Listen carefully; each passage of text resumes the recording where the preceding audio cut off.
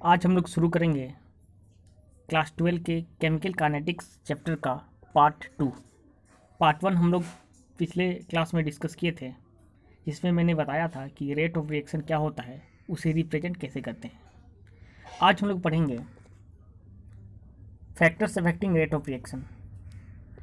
Very very important है, examination point of view से भी और चैप्टर के व्यू से भी। चलिए आगे बढ़ते हैं। Factors affecting rate of reaction. देखिए, एक रिएक्शन का रेट को अफेक्ट करने वाला बहुत सारा फैक्टर्स है। उसमें से कुछ फैक्टर्स का मैं लिस्ट बना दिया हूँ। इन फैक्टर को हम लोग वन बाय वन पढ़ेंगे, जैसे कि nature of the reactant, physical state of the reactant, concentration of the reactants, surface area, catalyst, temperature, radiation. ये सारा फैक्टर्स एक केमिकल रिएक्शन के रेट को हाईली अफेक्ट करते हैं।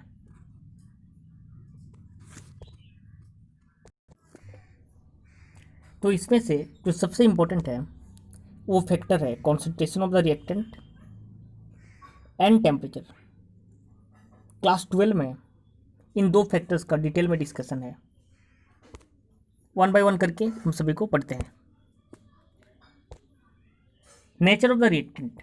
देखिए, जो रिएक्टेंट का नेचर होता है वो बहुत ज़्यादा इम्पोर्टेंट है। मेनली वो डिसाइड करता है कि कोई रिएक्शन कितना फास्ट होगा या कितना स्लो होगा। उसमें हम लोग बहुत सारे फैक्टर के बारे में चर्चा कर सकते हैं। उसमें से कुछ इंपॉर्टेंट फैक्टर है आयनिक नेचर ऑफ द रिएक्टेंट। अगर रिएक्टेंट्स आयनिक नेचर का होगा तो वो रिएक्शन नो डाउट बहुत फास्ट होगा, बहुत कम समय में होगा, क्योंकि ये जो आयनिक कंपाउंड्स होते हैं उसमें आयन्स ऑलरेडी बने हुए होते हैं। जैसे कि NaCl, उसका ion sodium and chlorine, AgNO3, इसका आयन Ag+NO3-, ये सारे आयन्स बने हुए हैं। इसका मतलब ये है जब इन दोनों को सिर्फ हम लोग मिक्स कर देंगे तो एक दूसरे की आयन्स एक दूसरे से लिंक हो जाएंगे, मतलब सोडियम नाइट्रेट से लिंक हो जाएगा और Ag क्लोरीन से लिंक हो जाएगा, और लिंक होने के बाद तुरंत रिएक्शन हो जाएगा। बट नीचे का रिएक्शन में ये मॉलिक्यूलर रिएक्शन है, और मॉलिक्यूलर रिएक्शन में क्या होता है, बॉन्ड्स है, यहाँ भी बॉन्ड्स है, और जब दोनों को मिक्स करेंगे तो क्या होगा, ये बॉन्ड्स पहले टूटेगा, ब्रेक होगा, और ब्रेक होने के बाद फिर से रीअरेंज होगा। तो ब्रेक होने और रीअरेंज होने में टाइम लग जाएगा, जिसके कारण अमोनिया का फॉर्मेशन में थोड़ा टाइम लगेगा और ये रिएक्शन जो है स्लो हो जाएगा। सेकंड फैक्टर है ब्रेकिंग ऑफ बॉन्ड्स। यस, इसके बारे में हम लोग थोड़ा पीछे भी डिस्कस किए, और एक एग्जांपल लेते हैं। जैसे कि ये वाला है, इसमें नेसेंट ऑक्सीजन डायरेक्टली आके हाइड्रोजन से अटैच हो जाएगा, और अटैच होने के बाद OH बन जाएगा। इसका मतलब इस रिएक्शन में ना कोई बॉन्ड टूटा, बॉन्ड नहीं टूटा तो रिएक्शन होने में इजी होगा और रिएक्शन वेरी फास्ट हो जाएगा। Stability factor of reactant and product, ये बहुत इंपॉर्टेंट फैक्टर है। इसका कॉन्सेप्ट ऐसा है कि rate of reaction directly proportional to the stability of product, rate of reaction is inversely proportional to the stability of reactant. Example से समझते हैं। जैसे कि ये दिया है एसिटिक एसिड।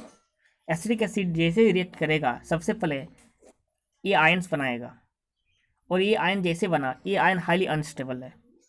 अगर अनस्टेबल है तो ये इस रिएक्शन को करने में रिलेक्ट करेगा और रिएक्शन स्लो हो जाएगा। बट अगर प्रोडक्ट एक स्टेबल बनता है, स्टेबल एलिमेंट बनता है, स्टेबल कंपाउंड बनता है, या आयन्स बनता है, तो क्या होगा, रिएक्शन फास्ट होगा।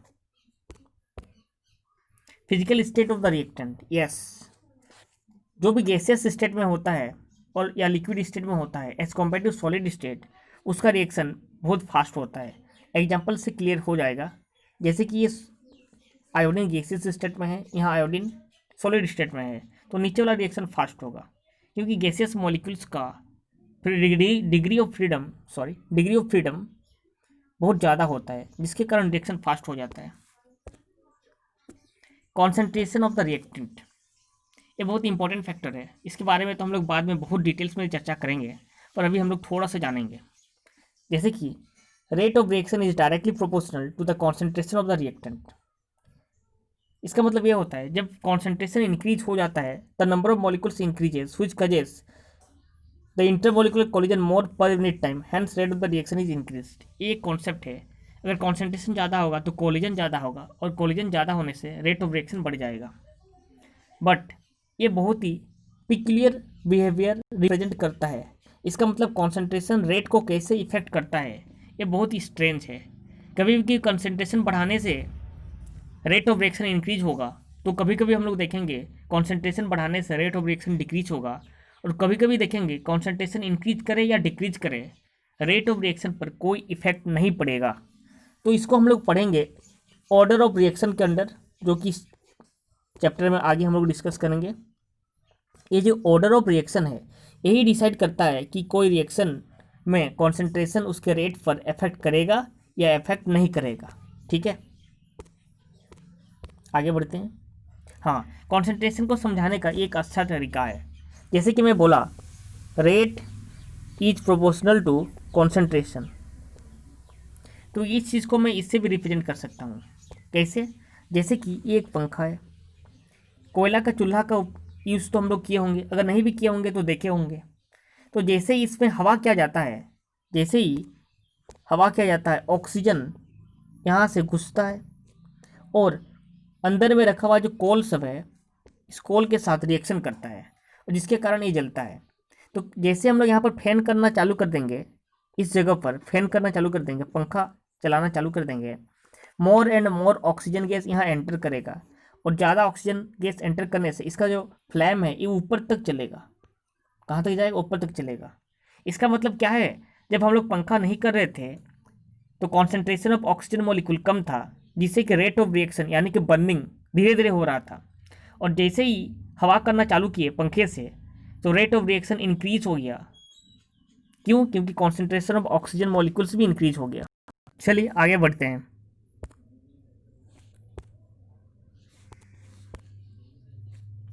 Surface area, this is one of the most important factor.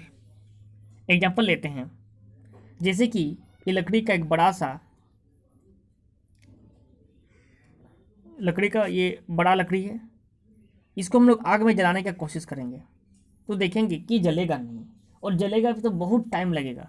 पर अगर इसी को हम लोग छोटा छोटा चॉपिंग कर देंगे, टुकड़े में काट देंगे, तो ये आसानी से इसमें आग पकड़ लेगा। ऐसा क्यों होता है? ऐसा इसलिए होता है, जब ये बड़ा लकड़ी है तो इसका मिनिमम सरफेस एरिया फायर के कांटेक्ट में आ रहा है, बट जैसे ही इसको हम लोग पीस पीस कर दिए वुड का मैक्सिमम सरफेस एरिया आग के कांटेक्ट में आया, जिससे कि बर्निंग का रिएक्शन बहुत फास्ट हुआ। तो कंक्लूजन ये निकलता है कि rate of reaction increases when surface area is increased. Catalyst क्या होता है? Catalyst are the substances which can increase the rate of reaction without being consumed. Yes, कोई भी कैटलिस्ट कोई रिएक्शन का रेट तो इंक्रीज कर सकता है, नो डाउट, कभी कभी डिक्रीज भी करता है, बट उस रिएक्शन में कभी अपने आप पार्टिसिपेट नहीं करता है। तो ये रेट ऑफ रिएक्शन को इंक्रीज करता है। कैसे करता है? उसका 3 गो एक्सप्लेनेशन है, वो तीनों एक्सप्लेनेशन को थोड़ा थोड़ा हम लोग डिस्कस करेंगे। It make the path shorter for the reactant to reach the product, ये इंपॉर्टेंट फैक्टर है। इसको एक एग्जाम्पल से समझते हैं। जैसे कि मान लीजिए यहाँ पर रिएक्टेंट है और यहाँ पर प्रोडक्ट है, तो अगर कैटालिस्ट का यूज नहीं करेंगे तो हो सकता है रिएक्टेंट को प्रोडक्ट बनने में इस रास्ते से होकर जाना पड़े या इस रास्ते से होकर जाना पड़े। बट जैसे ही कैटालिस्ट यूज कर देंगे, रिएक्टेंट और प्रोडक्ट के बीच एक शॉर्टेस्ट पाथ बन जाएगा, और रिएक्टेंट इस शॉर्टेस्ट पाथ के थ्रू प्रोडक्ट बनाएगा। पाथ छोटा हो गया, इसका मतलब रेट ऑफ रिएक्शन बढ़ जाएगा। Second factor, they lower the activation energy. इस एक्टिवेशन एनर्जी के बारे में हम लोग आरएनएस थ्योरी में पढ़ेंगे डिटेल्स में, तो बेहतर है इसको अभी डिस्कस नहीं करते हैं, आप सिर्फ नोट्स कर लीजिए। Third point is due to large surface area they provide shelter to the reactant. Yes, catalyst mainly D block elements होते हैं। अगर डी ब्लॉक एलिमेंट होते हैं तो उनमें एक्टिव पॉइंट्स होता है, उनका सरफेस में एक्टिव पॉइंट्स होता है।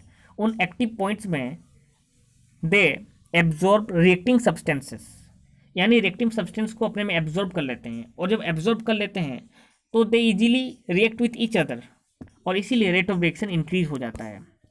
एग्जाम्पल से, जैसे कि ये अमोनिया का फॉर्मेशन होता है, nitrogen and hydrogen gives ammonia, but इसको कैटालिटिक रिएक्शन है। ऊपर में powder of iron and molybdenum in solid state use किया जाता है। टेम्परेचर, ये टेम्परेचर बहुत इंपॉर्टेंट है। जैसे कि मान लीजिए एक सब्सटेंस है 10 डिग्री सेल्सियस पर और उसका रेट उसको कंप्लीट होने में लग रहा है 20 मिनट्स, बट उसी टेम्परेचर को अगर 20 डिग्री सेल्सियस कर देंगे तो 10 मिनट में कंप्लीट हो जाएगा। It means rate of reaction becomes double. Yes, rate of reaction becomes double by 10 degree rise in temperature in most of the reaction rate becomes double. इसका मतलब with increase in temperature rate of reaction increases. Radiation, कुछ photochemical reactions होते हैं जिसमें कि अगर sunlight नहीं होगा, रेडिएशन नहीं होगा तो रिएक्शन स्टार्ट भी नहीं होते हैं। For example hydrogen plus chlorine, अगर सनलाइट नहीं रहेगा, डार्क रहेगा तो no reaction, but in presence of sunlight H nu means sunlight, sunlight के प्रेजेंस में ये रिएक्शन इजीली होता है। इट मीन्स ये फ्यू होगा। Few reactions can only occur on exposure of radiation.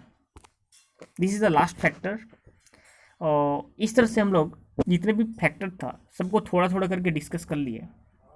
इसके आगे हम लोग कॉन्सेंट्रेशन और टेम्परेचर का इफेक्ट पढ़ेंगे डिटेल्स में।